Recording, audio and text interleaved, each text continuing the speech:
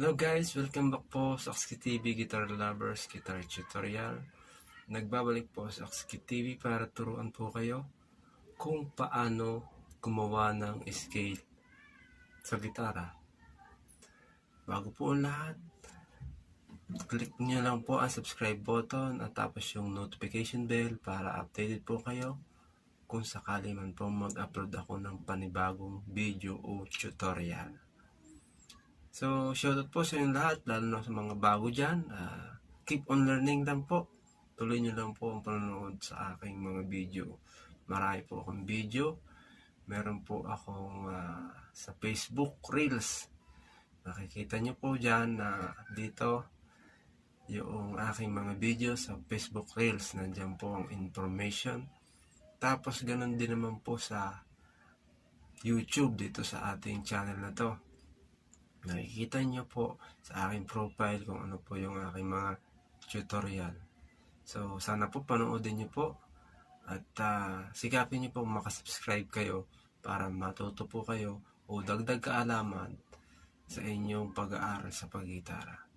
So, ngayon ay hindi natin patagalin at simulan na po natin kung anong ituturo ko po sa inyo.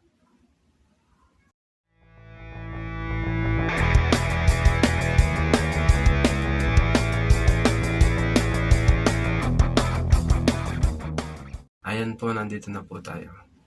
Tuturo ko po sa inyo, medyo hindi na po ito masasabi natin na pang beginners Kasi po ito ay for ad-lib.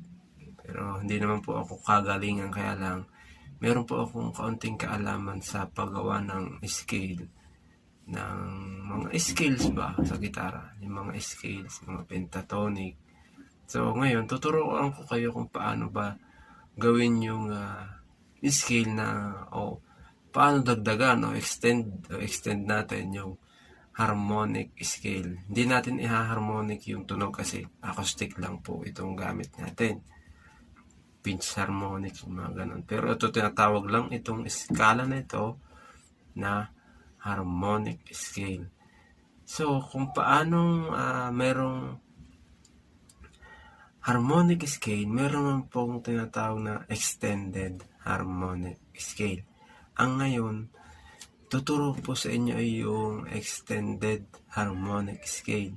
Kasi po mayroon na po akong tutorial ng harmonic scale lang, yung ganito lang.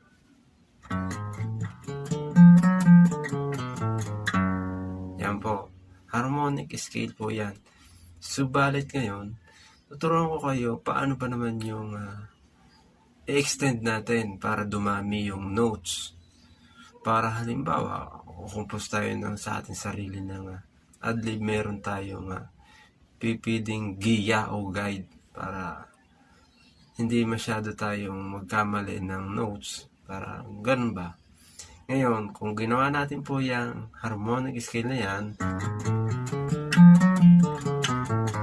yan po yan ay tinatawag na F sharp minor harmonic scale o scale ng F sharp minor. Ngayon, paano naman yan gawin natin o extend natin? Ito, kunin nyo po yung gitara nyo. Ito po. Ito, simula tayo dito.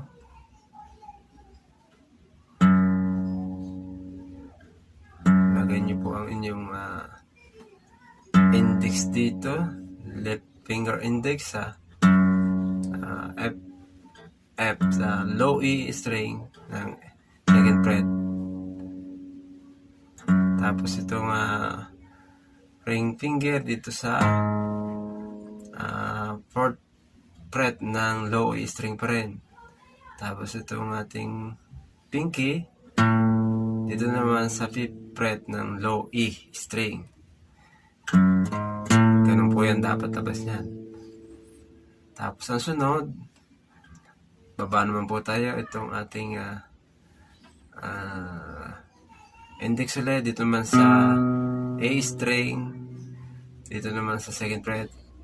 Ganun ding klase siya, o ganun ding pattern siya. Yan ito, yung una dito. Bababa nyo, ganun po yan. Tapos ngayon, itong index nyo dito sa third fret ng D string. Tapos itong middle finger yan dito sa fourth fret ng D string. Ganito po yan.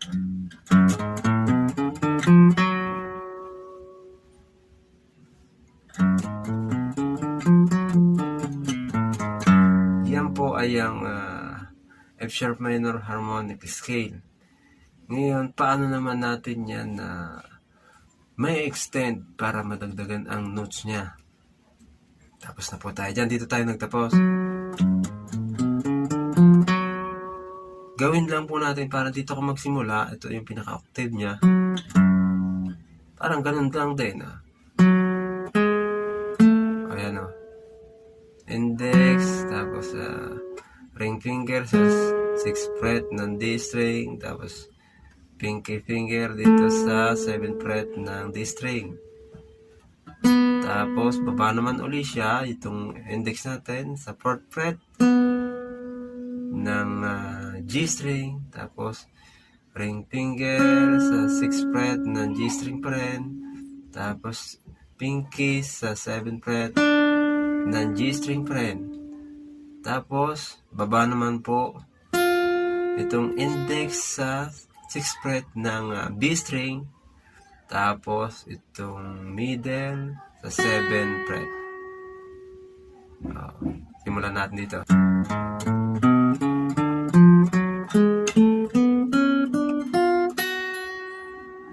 Ito, pwede naman palang gamitin nyo dito ito. Ito, depende po kung saan kayo mas bihasa na gamitin na yung finger nyo. Ito, either index or ring finger ang gamitin dito.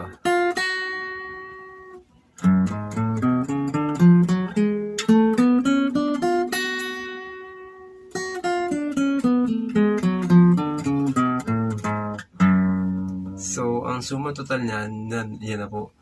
Diba napakadami na po niyang notes.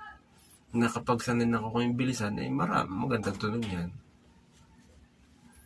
So, ganun po, yung paggawa ng extend mo lang yung scale na nalalaman mo. But just the same, kailangan alam niyo po yung scale, yung yung unang pattern. Gaya niyan.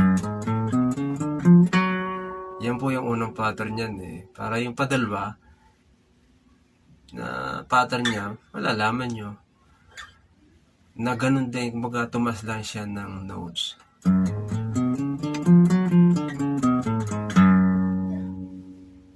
Yan po ang tinatawag natin na extended F sharp minor harmonic scale.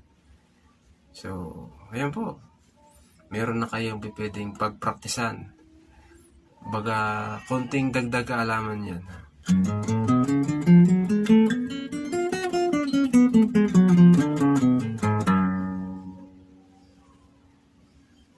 So, ayun.